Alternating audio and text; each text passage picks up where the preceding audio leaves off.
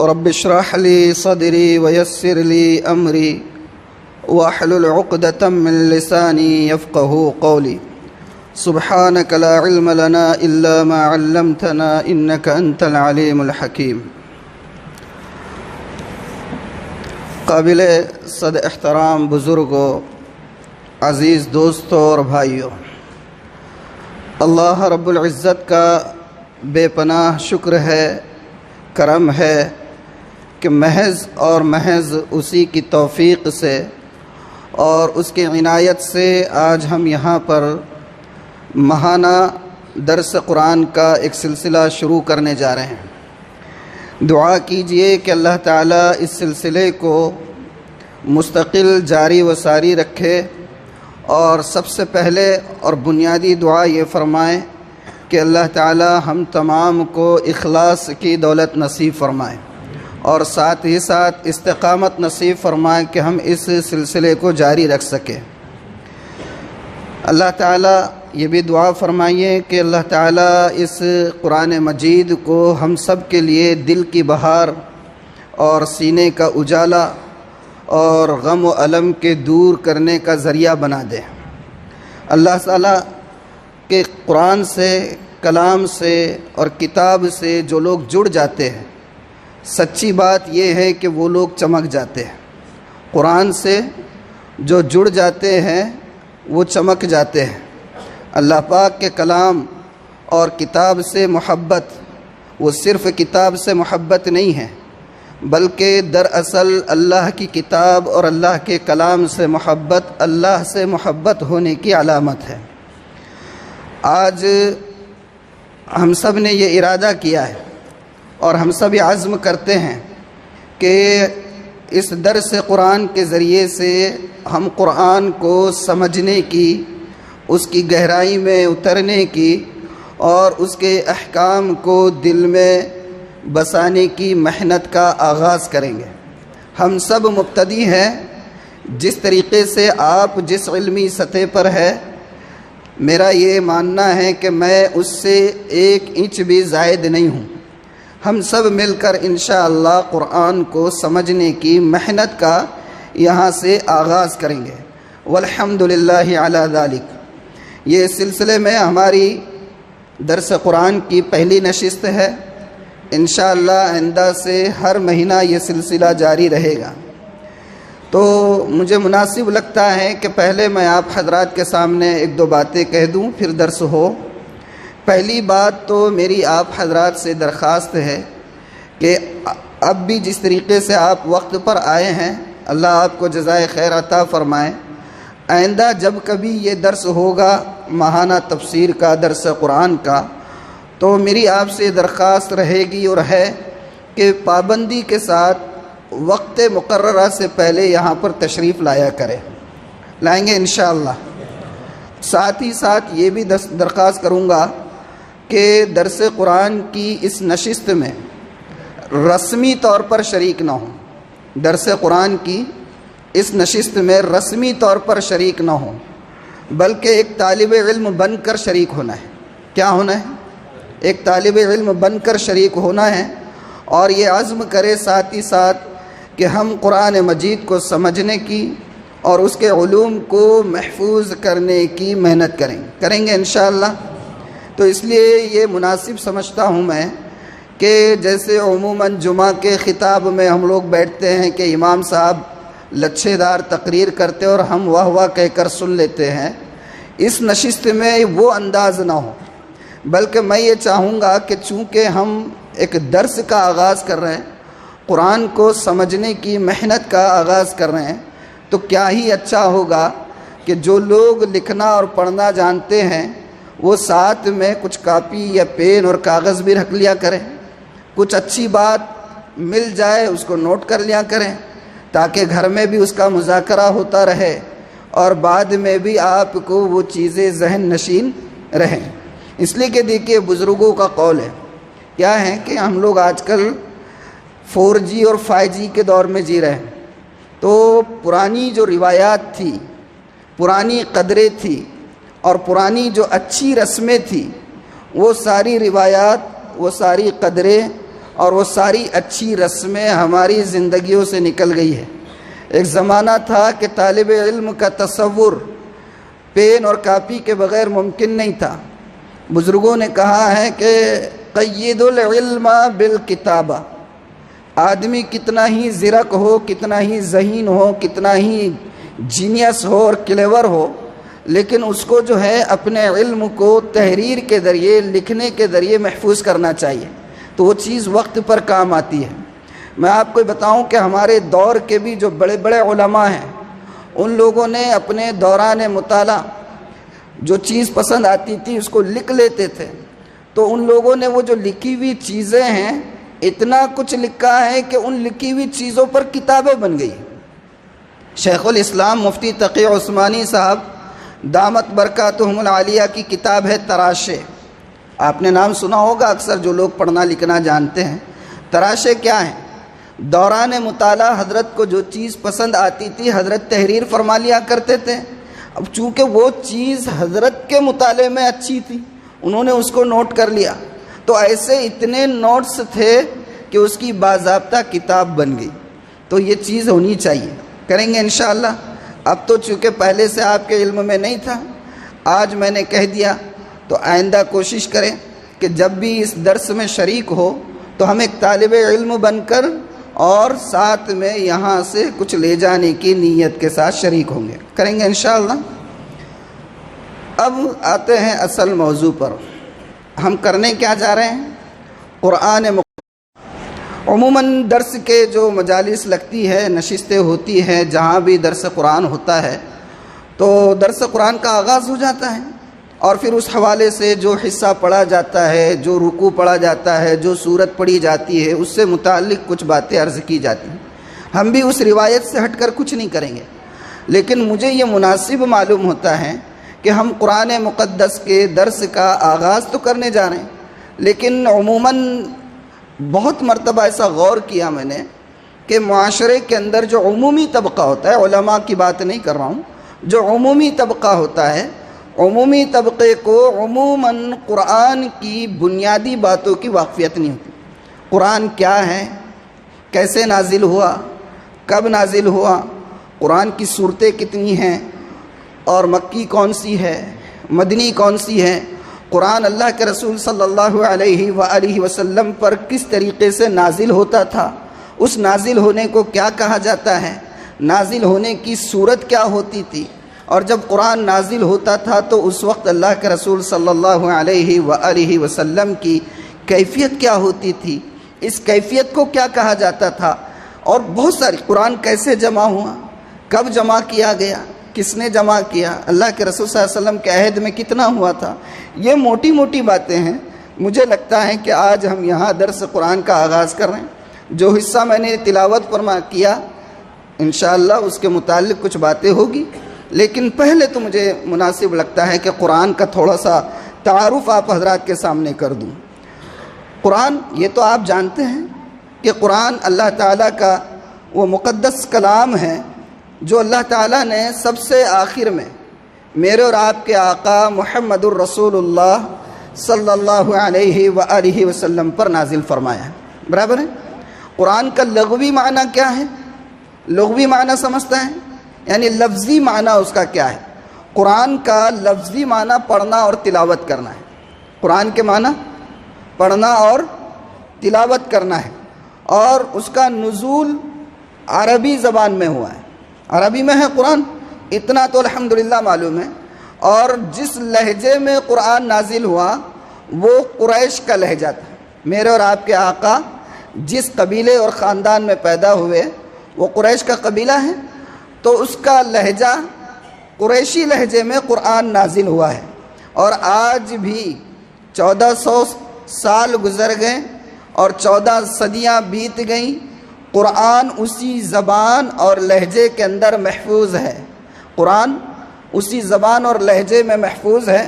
جبکہ پہلی آسمانی جو کتابیں تھیں، پہلے کون کون سی تھیں؟ زبور، توریت اور انجیل، یہ جو 3 کتابیں پہلے تھے، اور ان کے علاوہ بھی بہت سارے صحیفے تھے، صرف یہ 3 کتابیں اور قرآن 4 نہیں ہیں، ان کے علاوہ بھی بہت سارے صحیفے تھے۔ حضرت ابراہیم کے صحیفوں کا تذکرہ اللہ تعالیٰ نے قرآن میں کیا ہے، ان کے علاوہ بھی تقریباً انبیاء پر اللہ تعالیٰ نے صحیفے نازل کیے ہیں۔ اب ان کی تعداد کتنی ہے وہ اللہ تعالیٰ ہی جانتے ہیں، لیکن میں یہ کہنا چاہ رہا ہوں کہ قرآن کو چھوڑ کر گزشتہ جتنے آسمانی کتابیں تھیں وہ کوئی بھی اپنی اصلی حالت پر محفوظ نہیں رہ سکی ہے۔ قرآن کی حفاظت کا ذمہ میرے اور آپ کے آقا نے، میرے اور آپ کے خالق نے لیا ہے، اللہ تعالیٰ نے خود لیا ہے۔ اصل میں سمجھنے کی بات یہ ہے کہ انسان کی جو سوچ، اس کی فکر اور اس کی سوچ کی جو انتہا ہو سکتی ہے، جتنا بھی اس کا مبلغ علم ہو سکتا ہے، وہ بہرحال بہت محدود ہے۔ آدمی چاہے جتنا بھی جینیس ہو جائے، لیکن بہرحال اس کے عقل کی کوئی نہ کوئی لمیٹیشن ہے، اور کامل، مکمل اور بے خطا ذات صرف اور صرف اللہ رب العزت کی ہے۔ اللہ کے علاوہ کوئی کامل ہے اس کائنات میں؟ کوئی بھی نہیں ہے۔ اگر انسان کی عقل کامل ہوتی تو اس سے کبھی غلطی سرزد نہیں ہوتی، صحیح بات ہے نا؟ اگر انسان کی عقل مکمل ہوتی تو اس سے کبھی کوئی غلطی سرزد نہیں ہوتی، لیکن ہم لوگ دیکھتے ہیں کہ بہت سارے زرک ترین، ذہین ترین اور جینیس لوگ بھی اپنی اپنی زندگیوں میں کبھی کبھی بہت بھیانک غلطیاں کر جاتے ہیں۔ اسی لیے انسانوں کی اس بنیادی کمزوری کے پیش نظر کہ انسان کی سوچ بہرحال جتنا بھی وہ ذہین ہو جائے، اس کی ایک لمیٹیشن ہے۔ اللہ تعالیٰ نے انسانوں کی فلاح اور بہبود کے لیے کہ بھئی اس کی عقل تو محدود ہے، یہ اپنے آپ سے اپنی زندگی گزارنے کا نصب العین اور نظام کیسے بنا سکتا ہے، کوئی دستور کیسے بنا سکتا ہے؟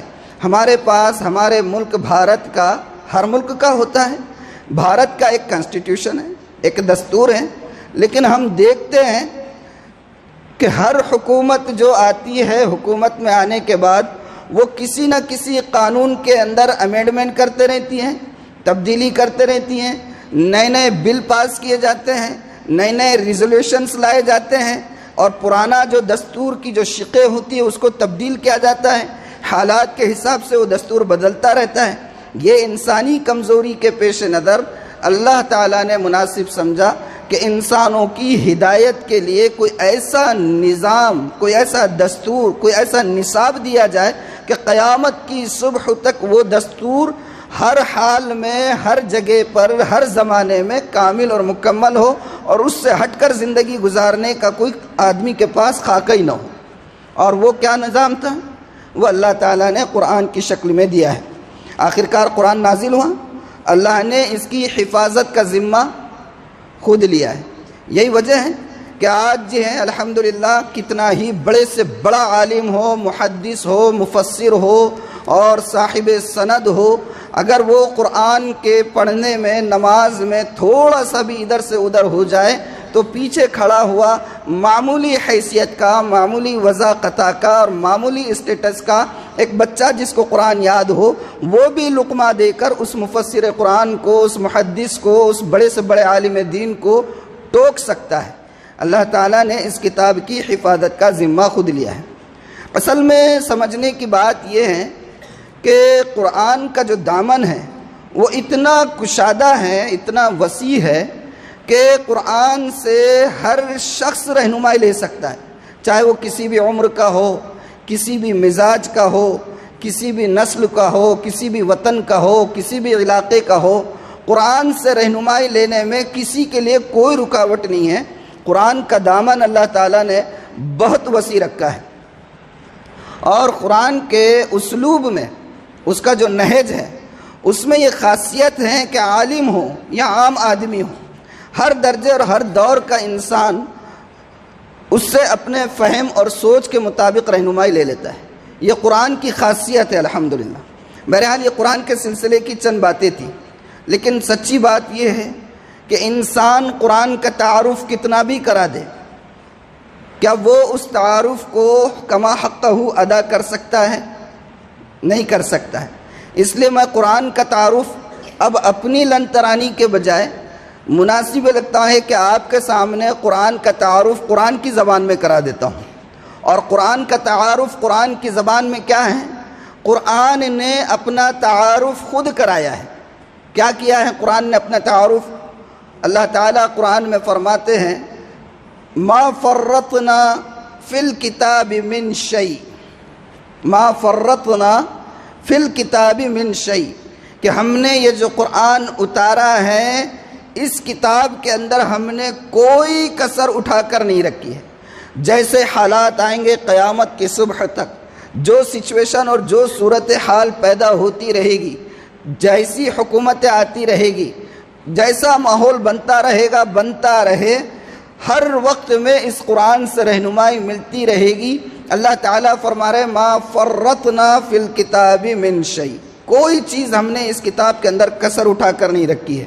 اور اس کے بعد اور ایک جگہ فرمایا وَنَزَّلْنَا عَلَيْكَ الْكِتَابَ تِبْيَانًا لِكُلِّ شَيْءٍ، کہ تم پر ہم نے ایک ایسی کتاب اتاری ہے جو ہر چیز کی وضاحت کرنے والی۔ اب کچھ باقی رہ گیا؟ قرآن کے تعارف کے لیے کچھ باقی رہ گیا؟ پھر بھی میں آپ کو ایک تو قرآن سے بتا دیا، اب آخری مرتبہ میرے اور آپ کے آقا محمد الرسول اللہ صلی اللہ علیہ وآلہ وسلم نے قرآن کا تعارف کرایا ہے۔ آپ نے قرآن کا جو تعارف کرایا ہے وہ تعارف بھی میں آپ کے سامنے رکھ دیتا ہوں۔ حدیث میں قرآن کا جو تعارف کرایا گیا ہے، میں سمجھتا ہوں کہ اس سے بہتر قرآن کا تعارف ممکن ہی نہیں ہے۔ سبحان اللہ، کیا جامع ترین الفاظ میں اللہ کے رسول صلی اللہ علیہ وآلہ وسلم نے قرآن کا تعارف کرایا ہے۔ فرمایا آپ نے کتاب اللہ فیہ نبأ ما کان قبلکم، کہ یہ قرآن اللہ کی وہ کتاب ہے جس میں گزشتہ قوموں کی تاریخ بھی ہے، گزشتہ قوموں کی تاریخ بھی ہے، وخبر ما بعدکم، اور آئندہ قیامت کی صبح تک جتنے حادثات، واقعات، حالات جو کچھ بھی ہو سکتے ہیں ان ساری چیزوں کی اطلاع بھی اس قرآن کے اندر موجود ہے۔ وحکم ما بینکم، اور آپس میں پیش آنے والے جتنے مسائل ہیں ان تمام کا حل بھی اس قرآن میں موجود ہے۔ وَهُوَ الْفَصْلُ لَيْسَ بِالْهَزْلِ، ایک ایسی محکم کتاب ہے کہ اس کے بعد کسی پس و پیش کی کوئی گنجائش ہی نہیں، محکم کتاب اللہ نے دیا۔ وَهُوَ حَبْلُ اللَّهِ الْمَتِينُ، اور وہ اللہ کی ایک مضبوط ترین رسی ہے۔ وَهُوَ الذِّكْرُ الْحَكِيمُ، اور وہ حکمت سے لبریز انسانوں کو ہلا دینے والی ایک یادداشت ہے۔ وَهُوَ الصِّرَاطُ الْمُسْتَقِيمُ، اور وہ ایک سیدھا اور سچا راستہ ہے۔ هُوَ الَّذِي لَا تَزِيغُ بِهِ الْأَهْوَاءُ، قرآن ایک ایسی کتاب ہے کہ جس کے اوپر چلنے سے انسان کی خواہشات وہ بھٹک نہیں سکتی ہے۔ لا تزیغ بہ الاہواء ولا تلتبس بہ الالسنہ، اور زبانوں کے اندر کوئی التباس، تلبیس نہیں پیدا ہو سکتی ہے۔ اس سے زیادہ اور کچھ ہو سکتا ہے قرآن کا تعارف؟ یہ اللہ کے رسول نے فرمایا۔ بہرحال اب تھوڑا قرآن سے متعلق کچھ چیزیں بتاؤں کہ قرآن کا زمانہ نزول کتنا ہے اور اس کا عرض نزول کیا ہے۔ کچھ سمجھے کیا کہنا چاہ رہا ہوں؟ کہ قرآن کا زمانہ نزول یعنی یہ جو پورا قرآن ہم لوگ پڑھتے ہیں 30 پارے، یہ 30 پارے کتنے سالوں میں نازل ہوا ہے؟ یہ 30 پارے کتنے سالوں میں نازل ہوا ہے؟ تو قرآن کا جو زمانہ نزول ہے وہ 610 عیسوی سے لے کر 610 عیسوی سے لے کر 632 عیسوی تک 22 سال کے عرصے میں نازل ہوا ہے۔ اور اگر چاند کے حساب سے دیکھیں، قمری حساب سے، تو قرآن مکمل طور پر 23 سال کے عرصے میں نازل ہوا۔ اگر شمسی اعتبار سے دیکھیں تو 610 سے 632 کتنے ہو رہے ہیں؟ 22 سال کے عرصے میں۔ اور قمری اعتبار سے دیکھیں، چاند کی تاریخ کے اعتبار سے، تو 23 سال کے اندر یہ قرآن نازل ہوا ہے۔ سب سے پہلے اللہ کے رسول صلی اللہ علیہ وسلم پر کون سی آیت اتری؟ سب سے پہلے سورہ علق کی ابتدائی آیتیں اتری۔ اقرأ بسم ربک الذی خلق خلق الانسان من علق اقرأ وربک الاکرم الذی علم بالقلم علم الانسان ما لم يعلم۔ تو سب سے پہلے یہ آیت قرآن کی نازل ہوئی۔ اس کے بعد 3 سال کا وقفہ رہا۔ کتنے سال کا وقفہ رہا؟ 3 سال کا وقفہ رہا۔ ان 3 سالوں کے دوران کوئی آیت نازل نہیں ہوئی۔ پھر 3 سال کے بعد سورہ مدثر کی ابتدائی آیتیں نازل ہوئی۔ تو یہ قرآن کا زمانہ نزول ہے۔ اور عرض نزول یعنی قرآن کون سے حصوں پر نازل ہوا، زمین کے کس حصے پر نازل ہوا؟ تو اب یہ تو پورا قرآن ایک جگہ پر نازل نہیں ہوا، لیکن اگر اس کو ایک لفظ میں کہنا ہے کہ قرآن کون سے حصے میں نازل ہوا، تو ایک لفظ میں آپ اس کو یاد رکھیے کہ قرآن حجاز میں نازل ہوا ہے۔ کہاں نازل ہوا ہے؟ حجاز میں نازل ہوا۔ دیکھیے میرے اور آپ کے آقا محمد الرسول اللہ صلی اللہ علیہ وآلہ وسلم نے نبوت سے پہلے، آپ کو نبوت سے سرفراز کیے جانے سے پہلے حجاز کے باہر کے کئی سفر کیے، تجارتی سفر دوسرے ملکوں کے فرمائے اللہ کے رسول نے۔ ملک شام کا بھی سفر کیا، یمن کا سفر کیا، بحرین کا سفر کیا۔ آپ نے تجارتی اسفار فرمائے ہیں، لیکن وہ سارے اسفار آپ کے نبوت کے پہلے کے ہیں۔ آپ کو جب نبوت سے سرفراز کر دیا گیا تو نبوت سے سرفراز کیے جانے کے بعد آپ کا کوئی سفر حجاز کے باہر کا تاریخ اور سیرت کی کتابوں میں نہیں ملتا ہے۔ تو گویا یہ کہہ سکتے ہیں کہ پورا کیا پورا قرآن کہاں نازل ہوا ہے؟ حجاز میں، سوائے 2 آیتوں کے، کہ 2 آیتیں ایسی ہیں جو حجاز میں نازل نہیں ہوئی اور حجاز کے باہر بھی نازل نہیں ہوئی۔ تو پھر کہاں نازل ہوئی ہے؟ انفیکٹ زمین پر ہی نازل نہیں ہوئی ہے۔ 2 آیتیں میرے اور آپ کے آقا محمد الرسول اللہ صلی اللہ علیہ وآلہ وسلم جب معراج کے سفر پر تشریف لے گئے تھے تو اللہ نے اپنے محبوب کو 3 تحفے دیے تھے۔ کتنے تحفے دیے تھے؟ 3 تحفے دیے تھے۔ ایک تحفہ تو تھا نماز کا، اور 2 تحفے تھے 2 آیتیں قرآن مقدس کی جو اللہ تعالیٰ نے براہ راست اپنے پیغمبر کو اپنے سامنے سدرۃ المنتہا کے قریب عطا فرمایا تھا۔ اور وہ 2 تحفے 2 آیتیں کون سی ہیں؟ وہ ہے سورہ بقرہ کی آخر کی 2 آیتیں۔ یہ 2 آیتیں زمین پر نازل نہیں ہوئی ہیں، یہ 2 آیتیں زمین پر نازل نہیں ہوئی ہیں۔ کہاں نازل ہوئی ہیں؟ یہ 2 آیتیں معراج کے موقع پر نماز کے تحفے کے ساتھ اللہ تعالیٰ نے براہ راست اپنے پیغمبر کو عطا فرمائے تھے۔ تو یاد رکھیے گا یہ چیزیں نا۔ اچھا، قرآن کی محفوظیت یعنی ہم جو کہتے ہیں نا کہ اللہ نے اس کا ذمہ لیا ہے، تو اس کے بارے میں ایک بات یاد رکھیے کہ قرآن کے بارے میں 3 بنیادی عقیدے ذہن میں رہنا چاہیے۔ کتنے؟ 3 بنیادی عقیدے۔ پہلا عقیدہ یہ ذہن میں رہنا چاہیے کہ قرآن یہ اللہ کا کلام ہے۔ قرآن کیا ہے؟ اللہ کا کلام ہے۔ دوسرے یہ کہ محمد الرسول اللہ صلی اللہ علیہ وآلہ وسلم پر نازل ہوا ہے۔ اور تیسرا عقیدہ یہ کہ قرآن مجید من وعن، قرآن مجید من وعن، کل کا کل محفوظ ہے، اس میں ایک زیر زبر پیش کی بھی غلطی یا تبدیلی یا تحریف نہ کبھی ہوئی ہے اور نہ انشاءاللہ قیامت کی صبح تک یہ کبھی ہو سکے گا۔ ٹھیک ہے، اب آتے ہیں قرآن کے نام کیا کیا ہے۔ بھئی ہر چیز کے نام ہوتے ہیں۔ اللہ تعالیٰ کے کتنے نام ہیں؟ جی 99 نام۔ ہاں یہ تو مشہور بات ہے ذہنوں میں بیٹھی ہوئی، اللہ تعالیٰ کے 99 نام ہیں، لیکن میں آگے بتاؤں گا ابھی آپ کو کتنے نام ہیں وہ بھی بتاتا ہوں انشاءاللہ۔ چلے مان لیتے ہیں 99 نام، اللہ تعالیٰ کے 99 نام۔ اور میرے اور آپ کے آقا محمد الرسول اللہ صلی اللہ علیہ وآلہ وسلم کے کتنے نام؟ تقریباً اتنے ہی نام پچھلے صفحے پر قرآن کے بعد اللہ کے رسول کے بھی لکھے ہوتے۔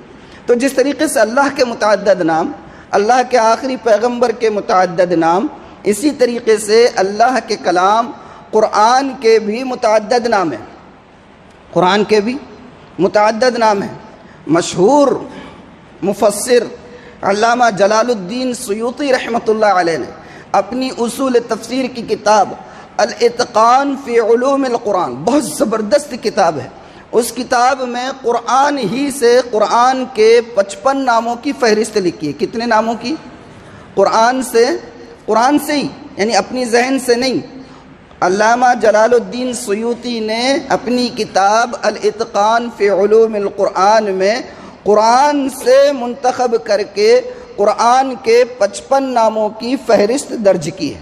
اب میں آپ کے سامنے 55 نام تو نہیں سناتا ہوں، لیکن چند مشہور نام جس کے ذریعے سے قرآن کو پکارا جاتا ہے وہ میں بتا دیتا ہوں۔ قرآن تو یہ قرآن کا ذاتی نام ہے، ہر ایک کا ایک ذاتی نام ہوتا ہے، اور کچھ صفاتی نام ہوتے ہیں۔ جیسے میرے اور آپ کے خالق کا ذاتی نام کیا ہے؟ اللہ۔ کیا ہے؟ اللہ۔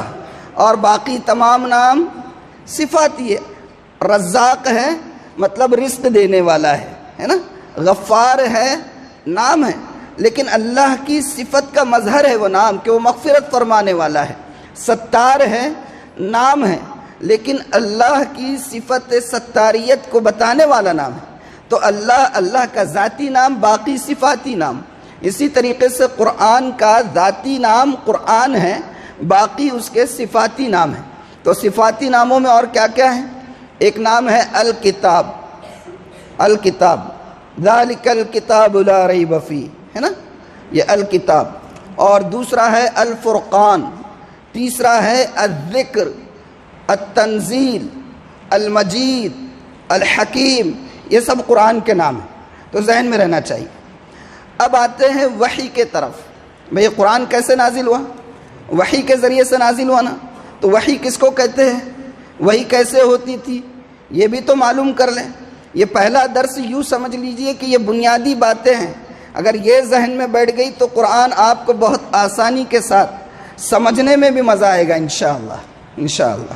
تو وحی کے طرف، وحی کے معنی کیا ہوتے ہیں؟ وحی کے لغوی معنی تو ہوتے ہیں خفیہ طور پر، چھپ کر، چھپا کر، جلدی سے کوئی اشارہ کر دینا۔ وحی کے لغوی معنی خفیہ طور پر، چھپ کر اور چھپا کر جلدی سے کوئی اشارہ کر دینا، اس کو کہتے ہیں وحی۔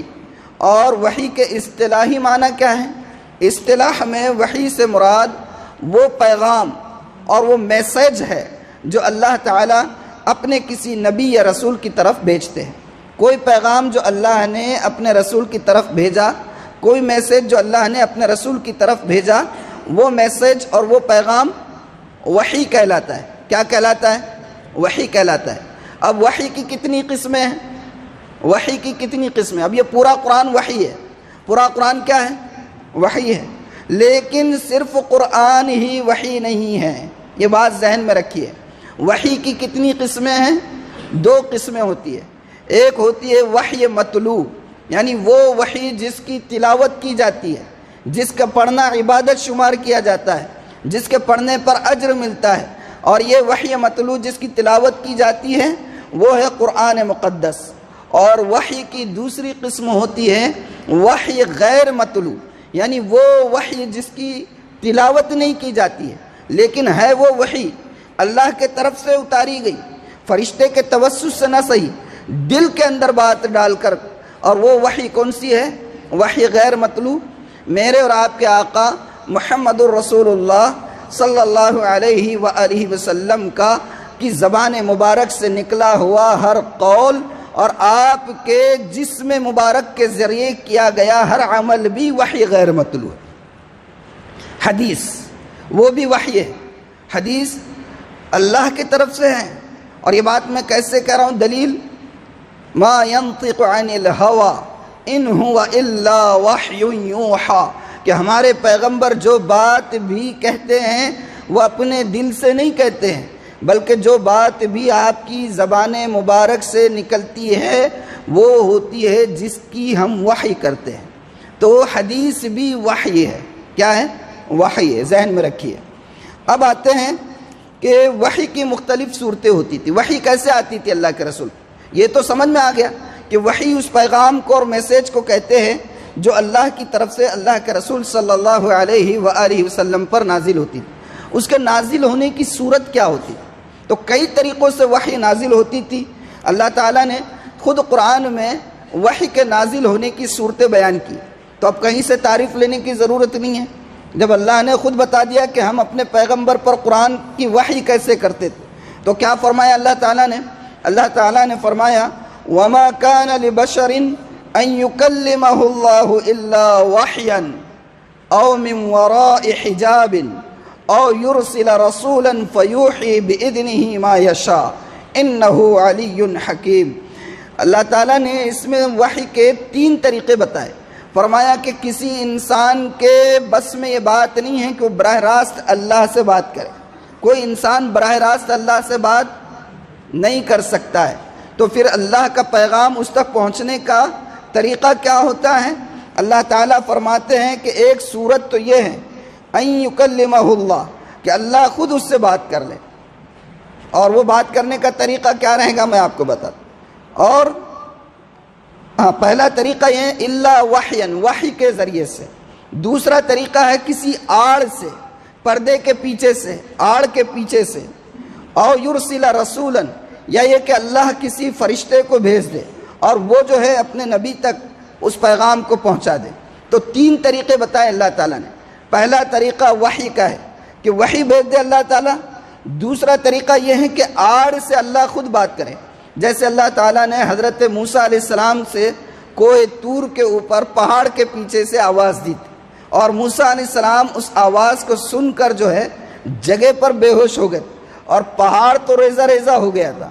تو اللہ تعالیٰ نے پہاڑ کے پیچھے سے حضرت موسیٰ علیہ السلام سے شرف تکلم بخشا تھا حضرت موسیٰ کو۔ تو ایک طریقہ تو یہ ہوتا ہے، اور تیسرا طریقہ یہ ہے وحی کا کہ اللہ تعالیٰ فرشتے کے ذریعے سے نبی اور پیغمبر تک کوئی پیغام اور میسیج کو بھیجے۔ یہ 3 طریقے ہوتے تھے۔ اب یہ جو 3 طریقے ہیں اس کو میں آپ کو بتانا چاہتا ہوں کہ پہلا ہے وحی قلبی۔ پہلا کون سا ہے؟ وحی قلبی، اللہ تعالیٰ کے طرف سے فرشتے کے ذریعے نبی اور رسول کے دل پر براہ راست پیغام اترنا، فرشتے کے ذریعے سے نبی کے دل پر ڈائریکٹ پیغام کا اترنا، اس کو کہتے تھے وحی قلبی۔ اور دوسرا طریقہ آڑ کے پیچھے سے، تو یہ کون سا ہوتا تھا کہ جیسے اللہ تعالیٰ نے حضرت موسیٰ سے بات کیا، یہ آڑ کے پیچھے سے۔ اور تیسرا ہوتا ہے وحی ملکی، فرشتے کے ذریعے سے کہ فرشتہ آ گیا انسان کی شکل میں یا براہ راست اپنی خود کی شکل میں اور اللہ کے رسول کو پیغام پہنچا دے۔ انسان کی شکل میں جب جبرائیل آتے تھے تو حضرت دحیہ کلبی کی شکل میں آتے تھے۔ عام طور پر ایک صحابی ہے حضرت دحیہ کلبی۔ فرشتے حضرت جبرائیل جب بھی وحی لے کر آتے تو حضرت دحیہ کلبی کی شکل میں آیا کرتے تھے، اور جب وحی آتی تھی آسان نہیں ہوتی تھی۔ جب وحی اللہ کے رسول صلی اللہ علیہ وسلم پر آتی تھی تو اللہ کے رسول صلی اللہ علیہ وسلم کی حالت متغیر ہو جاتی تھی، اور ایسا سخت وہ ہوتا تھا، پہلے ہلکی سی گھنٹی کی آواز آتی، اور جیسے ہی گھنٹی کی آواز آئی یا جیسے شہد کی مکھیاں بن بناتی ہیں اس طریقے کی آواز آتی تھی، اور وہ آواز آنے کے بعد میرے اور آپ کے آقا کی حالت متغیر ہو جاتی تھی، اور اس کے بعد آپ پر وحی نازل ہوتی، اور پھر چند منٹوں کے بعد آپ کو ہوش آتا تھا، یعنی کہ آپ اس کیفیت سے باہر آتے تھے۔ یہ جو وحی کا وقت ہوتا تھا بہت سخت ہوتا تھا۔ حضرت عائشہ فرماتی ہیں کہ اللہ کے رسول صلی اللہ علیہ وآلہ وسلم پر جب وحی نازل ہوتی تھی تو آپ کی کیفیت اس وقت ایسی ہوتی تھی کہ سخت سرما کے موسم میں کہ جس وقت لحاف پر لحاف اوڑھنے کو جی چاہے، اللہ کے رسول صلی اللہ علیہ وسلم کے عرق پیشانی مبارک کے اوپر پسینے آ جایا کرتے تھے۔ حضرت زید بن حارثہ وہ یہ کہتے ہیں کہ ایک مرتبہ اللہ کے رسول حضرت زید بن حارثہ اللہ کے رسول صلی اللہ علیہ وسلم سے لگ کر بیٹھے ہوئے اور آپ صلی اللہ علیہ وسلم کی ران مبارک حضرت زید کے پیر پر رکھی ہوئی ہے۔ اچانک آپ پر وحی کا سلسلہ جاری ہوتا ہے۔ حضرت زید کہتے ہیں کہ جب یہ وحی کا سلسلہ جاری ہوا تو آپ کا پیر اتنا بھاری ہو گیا کہ مجھے ایسا لگا کہ کہیں میرے پیر کی ہڈی ٹوٹ کر چورا نہ ہو جائے۔ اس قدر اللہ کے رسول صلی اللہ علیہ وسلم کی کیفیت بدل جاتی۔ بہرحال میں نے یہ بتایا کہ پہلی وحی کون سی آئی تھی؟ سورہ علق کی ابتدائی آیت ہے، اور آخری آیت اس زمین پر کون سی اتری؟ آخری وحی، یعنی جس کے آنے کے بعد آسمان سے زمین کا وحی والا سلسلہ منقطع ہو گیا قیامت کی صبح تک۔ وہ آخری آیت کون سی تھی؟ وہ حجۃ الوداع کے موقع پر اللہ کے رسول صلی اللہ علیہ وسلم کو الیوم اکملت لکم دینکم واتممت علیکم نعمتی ورضیت لکم الاسلام دینا، یہ آخری آیت۔ اس آیت کے بعد زمین کا آسمان سے وحی کے سلسلے کا تعلق ختم ہو گیا۔ یہ بات ضمن سمجھ میں آ گیا وحی کا؟ اب آتے ہیں کہ قرآن کے اندر مضامین کون کون سے ہیں۔ قرآن بھئی کون سی کتاب ہے، اس میں مضمون کون سے ہے، کیا بیان کیا گیا ہے، کیا عنوان ہے اس کا؟ کوئی بھی کتاب رہتی تو پرٹیکولر سبجیکٹ کے اوپر ہوتی ہے نا، کوئی ہسٹری کی کتاب ہے، کوئی جو ہے کسی اور موضوع کی ہے، کوئی فلسفے کی ہے، کوئی کسی اور عنوان کی ہے۔ تو قرآن کا موضوع کیا ہے، قرآن میں کس چیز کو بیان کیا گیا ہے؟ تو اس سلسلے میں عرض یہ ہے کہ قرآن میں انسانوں کی ہدایت کے لیے اللہ تعالیٰ نے ایک دو نہیں ان گنت مضامین بیان کیے گئے۔ قرآن کے مضامین کا استقصاء نہیں کیا جا سکتا ہے، قرآن کے مضامین کا استقصاء یعنی اس کو گھیرا نہیں جا سکتا ہے کہ پرٹیکولر انہی اس میں ہے، لیکن پھر بھی چند لوگوں نے اس کی کوشش کی ہے۔ حضرت شاہ ولی اللہ محدث دہلوی رحمہ اللہ بہت بڑی شخصیت گزری ہے اس ہمارے بر صغیر کی، اور ان کا اور ان کے خانوادے کا مسلمانان نے بھارت، پاکستان اور بنگلہ دیش وغیرہ پر، بلکہ میں سمجھتا ہوں عالم اسلام کے اوپر اس خانوادے کا جو احسان ہے، اس احسان سے ہم لوگ سبکدوش نہیں ہو سکتے۔ حضرت نے اصول تفسیر پر ایک کتاب لکھی ہے فارسی زبان میں، الفوز الکبیر فی اصول التفسیر کے نام سے، اس کتاب کا اردو میں بھی ترجمہ ہو چکا ہے۔ تو حضرت شاہ ولی اللہ محدث دہلوی نے اپنی اس کتاب کے اندر قرآن کے تمام مضامین کو 5 عنوان کے تحت جو ہے ذکر کیا ہے، کہ انہوں نے یہ فرمایا ہے کہ تقریباً قرآن کے جتنے مضامین ہیں جو قرآن میں جن عنوان پر بات کی گئی ہے وہ 5 قسموں کے ہیں، اور شاہ صاحب نے ان علوم کو علوم پنجگانہ کا نام دیا ہے۔ کیا نام دیا ہے؟ علوم پنجگانہ کا۔ آج کا جو درس ہے تھوڑا خشک ہے لیکن بنیادی اور ضروری ہے، اس بات کو سمجھ کر چلیے۔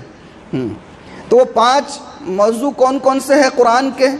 پہلا ہے علم احکام، یعنی قرآن کے اوامر اور نواہی کا علم، یعنی قرآن کے اندر بھئی اوامر دیے گئے، نماز کو قائم کرو، زکوٰۃ ادا کرو، حج کو ادا کرو اور حقوق ادا کرو، اس ٹائپ کی آیتیں ہیں، ٹھیک ہے۔ اور نواہی ہے، نواہی سے مطلب یہ ہے کہ جھوٹ مت بولنا، شرک مت کرنا، غیبت مت کرنا، زنا کے قریب مت پھٹکنا، سود نہیں کھانا، یہ ساری جو اس طریقے سے جس میں منع کیا گیا ہے اس طرح کی جتنی آیتیں ہیں ان کو کہا جاتا ہے علم الاحکام۔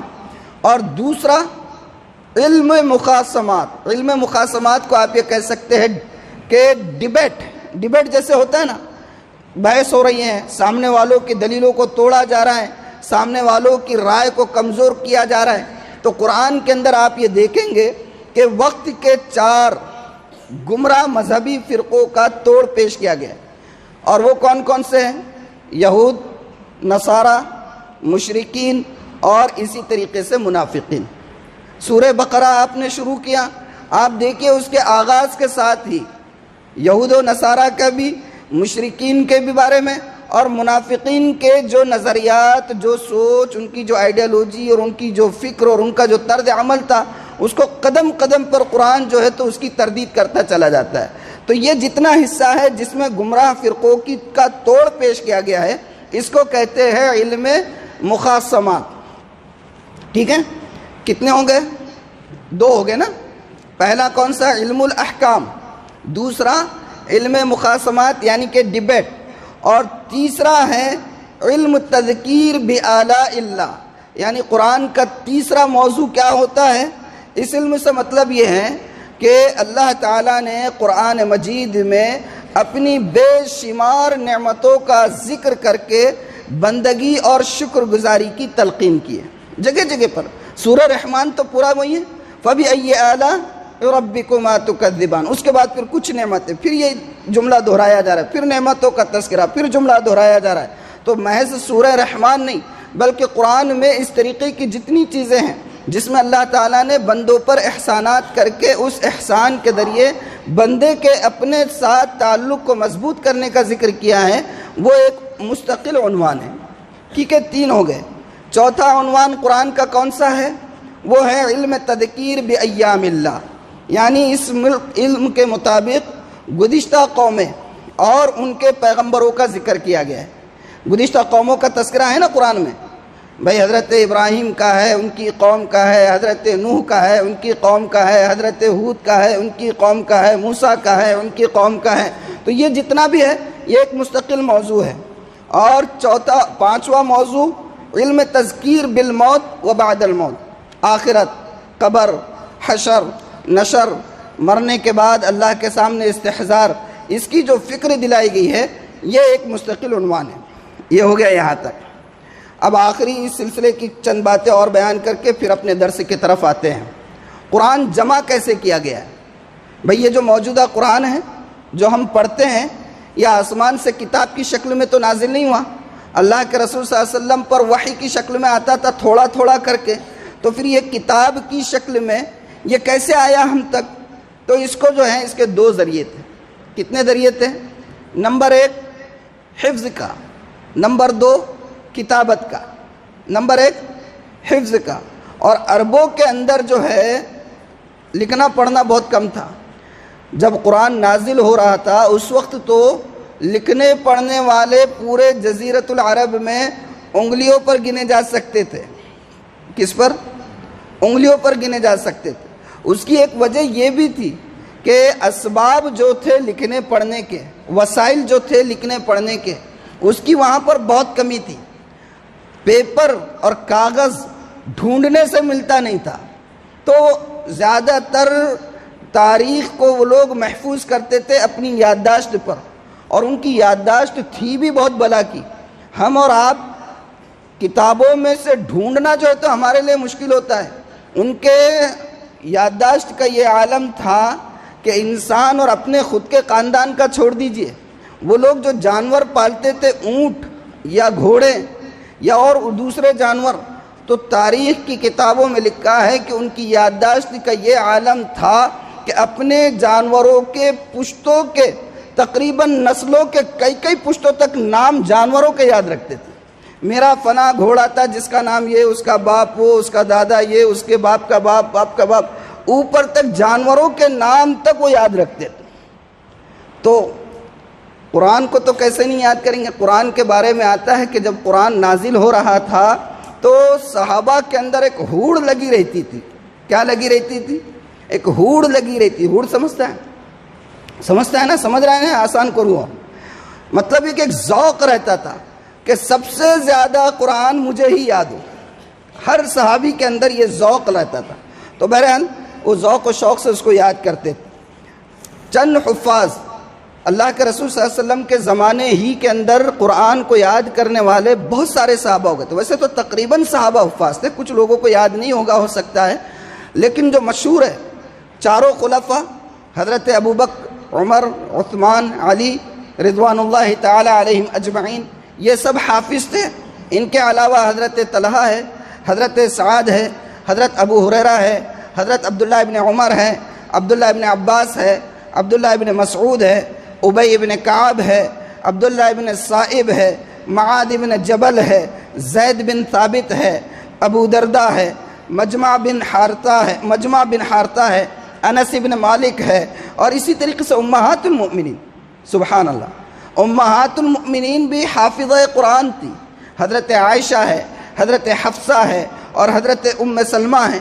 یہ ہماری مائیں قرآن کی پوری حافظہ تھی۔ تو قرآن کو سب سے پہلے یعنی کہ محفوظ کرنے کا ذریعہ تو یادداشت، اسی کے ذریعے سے قرآن محفوظ ہو گیا تھا۔ لیکن قرآن کی صحت کا اور اس کو جمع کرنے کے اہتمام کا یہ عالم تھا کہ اگرچہ وہاں پر لکھنے پڑھنے کے وسائل کی بہت کمی تھی، لیکن اس کے باوجود بھی اللہ کے رسول صلی اللہ علیہ وسلم نے کبھی بھی قرآن کو صرف یادداشت تک محدود رکھنے پر اکتفا نہیں کیا، بلکہ معمول یہ تھا کہ جب بھی کوئی وحی نازل ہوتی تھی تو اللہ تعالیٰ نے تو خود ہی فرما دیا تھا کہ ان علینا جمعہ و قرآن، کہ اس کے بارے میں آپ بے فکر ہو جائیے، قرآن کو جو ہے محفوظ کرنا، جمع کرنا، اس کو قیامت کی صبح تک برقرار رکھنا، یہ ہماری ذمہ داری ہے۔ ایک مرتبہ جب آپ کے سینے میں اتر جائے گا وہ محفوظ ہو جائے گا۔ لیکن اس کے ساتھ ساتھ اللہ کے رسول صلی اللہ علیہ وسلم کے قرآن کو محفوظ کرنے کا حال یہ تھا کہ جب بھی کوئی وحی نازل ہوتی تھی آپ فوراً کسی نہ کسی کاتب وحی کو بلا لیا کرتے تھے۔ کاتب وحی مطلب جو وحی نازل ہوتی تھی اس کو لکھنے کے لیے چند مخصوص صحابہ تھے، ان صحابہ میں سے کسی کو آپ بلاتے اور ان کو یہ کہتے کہ بھئی یہ فلاں آیت مجھ پر ابھی نازل ہوئی، لکھ لو۔ آپ لکھواتے اور اس کے بعد معمول یہ تھا کہ پھر پڑھ کر سنواتے، یعنی صرف لکھ کر یہ نہیں کہ چھوڑ دیا، لکھواتے اور لکھوانے کے بعد اس کو پڑھ کر سنواتے، اور جب سننے کے بعد آپ مطمئن ہو جاتے تو اس کے بعد آپ یہ فرماتے کہ یہ جو حصہ ابھی آیت کا نازل ہوا ہے اس کو فلاں سورت کی فلاں آیت کے بعد رکھ دینا، یا اس کو فلاں سورت کی فلاں آیت سے پہلے رکھ دینا۔ تو اس سے یہ سمجھ میں آیا کہ قرآن کی جو ترتیب ہے، اب کس کے ذہن میں تو یہ آ سکتا ہے نا کہ بھئی الگ الگ حصوں میں نازل ہوا، تو یہ جو موجودہ ترتیب ہے کہ سورہ فاتحہ کے بعد سورہ بقرہ کے بعد سورہ آل عمران، پھر سورہ نساء، یہ ترتیب کہاں سے آ گئی؟ تو یہ ترتیب بھی دراصل اللہ تعالیٰ کی ہی طرف سے تھی، جو اللہ تعالیٰ نے اپنے نبی کی زیر نگرانی صحابہ کے ذریعے سے مکمل کروائی۔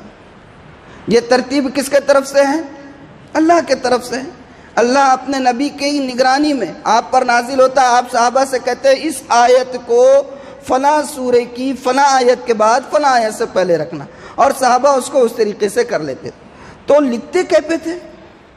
تو لکھنے کا بھی تو سامان ہوگا نا، تو لکھتے تھے کبھی تو پتھر کی سلوں پر، کبھی اونٹ کی پسلیوں پر، کبھی کھجور کی شاخوں پر، اور کبھی بانسوں کی لکڑیوں پر، کبھی جانوروں کی ہڈیوں پر، اور پھر اس کو لکھنے کے بعد میرے اور آپ کے آقا کے دولت کدے کے اندر اس خزانے کو محفوظ کر دیا جاتا۔ یہ طریقہ تھا۔ اور کاتب وحی کون کون تھے؟ متعدد صحابہ ہیں، جو خلفائے اربعہ ہیں، حضرت ابوبکر، عمر، عثمان، علی، یہ تو خود بھی کاتب وحی تھے۔ ان کے علاوہ بھی تقریباً مفسرین نے لکھا ہے کہ 40 کے قریب ایسی تعداد پہنچتی ہے صحابہ کی جو کاتب وحی تھے، جن میں مشہور نام میں آپ کو بتاؤں، حضرت ابی بن کعب، حضرت زید بن ثابت، حضرت ثابت بن قیس، حضرت معاویہ بن ابی سفیان، حضرت ابان بن سعید، حضرت عبداللہ ابن ابی سرح، اور یہ بہت سارے صحابہ ہیں، یہ جو ہیں کاتب وحی تھے۔ بہرحال غزوہ یرموک میں، یعنی حضرت ابوبکر صدیق کے زمانے میں یہ موقع ہوا تھا یمامہ میں، جنگ یمامہ میں، حضرت ابوبکر صدیق کے زمانے میں تقریباً 70 سے زائد صحابہ شہید ہو گئے۔ 70 سے زیادہ جو حفاظ تھے، صحابہ حفاظ جو تھے، 70 سے زیادہ شہید ہوئے۔ اور اس سے پہلے غزوہ بیر معونہ میں بھی ایسا واقعہ ہو چکا تھا کہ 70 سے زیادہ حفاظ صحابہ کو جو ہے دشمنان نے شہید کر دیا تھا۔ تو یہ جو واقعہ ہوا تھا یمامہ میں، اس واقعے نے حضرت عمر کو بے چین کر دیا، اور حضرت عمر نے جو ہے، حضرت ابوبکر خلیفہ تھے، ان کو بہت اصرار کیا کہ آپ جلد سے جلد جو وحی کے جتنے لکھے ہوئے نسخے ہیں جو اللہ کے رسول لکھ کر محفوظ کروا لیا کرتے تھے، آپ ان کو کوئی ایک شکل میں محفوظ کر دیجئے۔ یادداشت پر اب انحصار اتنا آسان نہیں ہے، اس لیے کہ ہم دیکھ رہے ہیں کہ بیر معونہ میں 70 سے زیادہ حفاظ شہید کر دیے گئے، اور اب اس یمامہ کے غزوہ جنگ میں بھی 70 سے زیادہ حفاظ شہید ہو گئے ہیں۔ اگر یہی حال رہا اور صرف حفظ پر اعتماد رہا تو کہیں خدا نہ کرے کہ اس کی حفاظت کا مسئلہ ایک بڑا مسئلہ بن جائے۔ حضرت ابوبکر کو تھوڑا پس و پیش تھا کہ اللہ کے رسول نے جس کام کو نہیں کیا میں کیوں کروں، لیکن پھر ان کو شرح صدر ہو گیا، اور حضرت ابوبکر نے حضرت اسامہ بن زید کی نگرانی میں ایک کمیٹی بنا کر، اور ان کو اس کمیٹی کا سربراہ بنا کر قرآن کے جتنے حصے اللہ کے رسول نے لکھوائے تھے ان کو جو ہے تو جمع کر کے ایک کمیٹی کی نگرانی میں اس موجودہ شکل میں ترتیب دیا ہے۔ یہ ہو گیا سب۔ اب دو باتیں اور بتا دوں۔ قرآن پر نقطے لگوانے کا کام، پہلے جو رسم الخط تھا اس میں نقطے اور اعراب نہیں ہوتے تھے، اور نقطے اور اعراب نہیں ہوتے تھے، تو یہ کس نے لگوائے؟ بھئی قرآن پر نقطے اور اعراب یہ لگوائے گئے ہیں عبد الملک بن مروان کے زمانے میں۔ عبد الملک بن مروان خلیفہ تھا، اس نے اپنے گورنر حجاج بن یوسف کو اس طرف توجہ دلائی کہ بھئی اب اسلام جو ہے اس کا دائرہ غیر عربوں تک بھی پہنچ رہا ہے، اور غیر عربوں کو بغیر نقطوں والی عربی کے سمجھنے میں دشواری ہوتی ہے، اس لیے قرآن کا مفہوم اور مطلب کہیں وہ کچھ سے کچھ نہ کر دے، اس لیے جلد سے جلد قرآن کے اوپر نقطے لگوائے جائے۔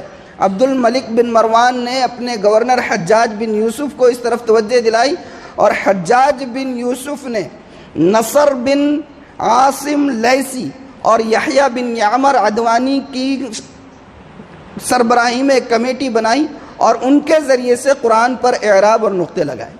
یہ ہو گئی ایک بات۔ قرآن کی جتنی صورتیں ہیں آپ یہ دیکھیں گے کہ ہر صورت کے شروع ہونے سے پہلے ایک جملہ لکھا ہوا ہوتا ہے، یہ صورت مکی ہے یا یہ صورت مدنی ہے۔ تو یہ مکی اور مدنی صورتیں کیا ہوتی ہیں؟ یعنی جو مکی صورتیں وہ مکے میں نازل ہوئی اور جو مدنی صورتیں وہ مدنی میں نازل ہوئی؟